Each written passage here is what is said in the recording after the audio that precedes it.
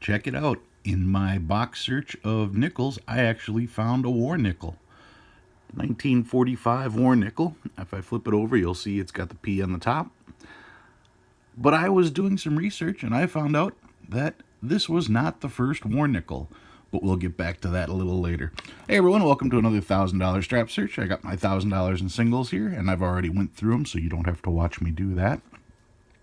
I'm going to start this week off with my usual tip. My tip for this week is be open. When people start discussing the hobbies that they have and the things that they collect and the reason they collect it, listen to that and pay attention, because you never know when you're going to stumble across stuff like that, or you're never going to know what piques your interest.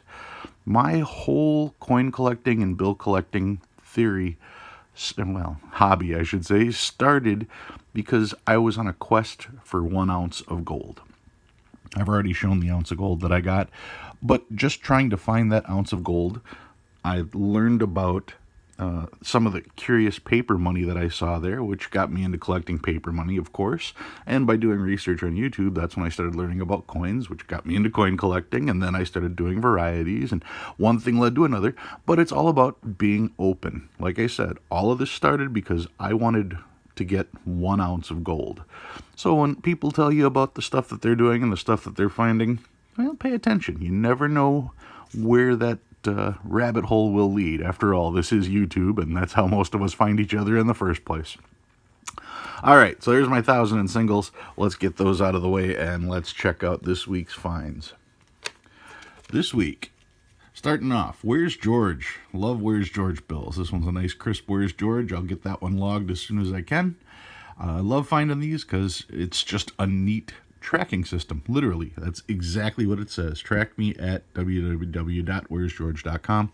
You get to see where this bill has been whenever you find one. If you happen to log one in, you'll get notifications when someone else finds it. And it's just a really neat tracking system. We handle money every day. We just never think about where it's been. Anyway, that's my Where's George bill. I did find a bunch of trinaries. This one's 2s, 6s, and 7s. Really crisp on that one. We've got 1s, 3s, and 7s here. 5s, 7s, and 8s. This one's a little rough. 0s, 2s, and 3s. And 0s, 2s, and 8s on this particular one. This one is 1s, 5s, and 9s. And then we've got 2s, 3s, and 4s. I always think it's neat whenever you find consecutives like that, 2s, 3s, and 4s for those.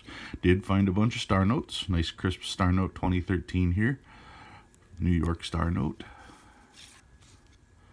I haven't checked any of these yet for rarity, so I will be going on to mycoincollection.com to check those as soon as I get about 100 of them. Like I said, I don't like sitting there typing in dozens of bills at a time when I can literally just sort them, type each Federal Reserve once, and get the readout. So I do it that way rather than wasting all the time of typing them individually.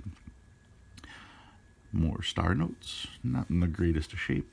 This is the oldest star note I found. This one was 2006. It's pretty rough, but you don't usually come across older star notes. I mean, 2006, this one's already 13 years old, and it's showing every day of that age. I did find 2 alternators. This one, when I set it aside, I came back to it, and I was trying to figure out why I saved it. And looking at it, you got to think for a second. But this one is actually an alternator. You've got 7-3, 1-3, 1-3, 9-3. You've got 3 as the alternator. 3 is every other number on that particular one. And this one, for some reason, stands out much easier. Maybe it's because it starts that way. I don't know. But this one's 4-0, 4-3, 4-2, 4-3. 4 is the alternator on that particular one. I don't find a whole lot of alternators, and it's probably because just in casually observing the number, it doesn't jump out at you. You have to really be looking for it to notice it, but once it's there, you can't miss it. Then we get to the older bills. This one's 1999. Really good shape for a 99. 1995. It's neat when you start to see the higher letters for the serial numbers. I did a whole video on that one as well.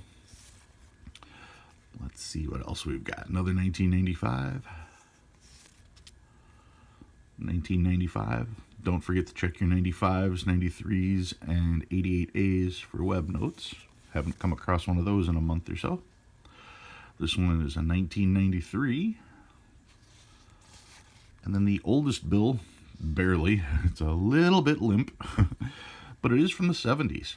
This is a 1974 from Cleveland, Ohio. That's the D series. 1974 bills. Like I said in other videos, whenever you find bills from the 70s, those are usually bills that have been in circulation the entire time. When you find bills from the 60s, those usually have migrated from somebody's collection. But the 70s, nobody bothered to save. So finding a bill from the 70s to me is always kind of the epic find when I'm going through singles. And they don't tend to be in the greatest of shape, but they're still from the 70s, and there are fewer and fewer of those every day. So let's get back to where I started. I've got my war nickel. 1945 silver war nickel. I say silver, it's 35% silver, so it's not like I'm going to retire off of this. It's not in the greatest of shape, but it's still the first war nickel I found, and going through only, I believe, 2 boxes is all I've gone through in nickels. To come across a war nickel, I was pretty proud of that. Now, the reason war nickels were made out of silver is because the federal government wanted to use nickel. Nickel was important in the manufacturing of weapons of war during World War II. But, like I stated, this is not the first war nickel. And I know some of you are going, no, of course not. It's a 1945. First war nickel was 1942. I would have to correct you on that.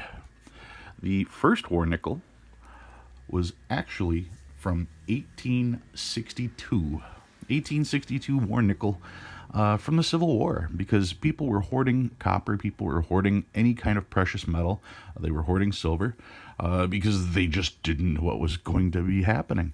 And because of that, the federal government decided that they were going to issue war nickels. This, let's see if I can get it to focus, is, let me try that. There we go. This is an 1862. This is actually called postal currency. A lot of people call it fractional currency, but this one is from 1862, and it is the very first issue of paper money as change. They called it postal currency back then. It even says so on the top of this, if that'll focus.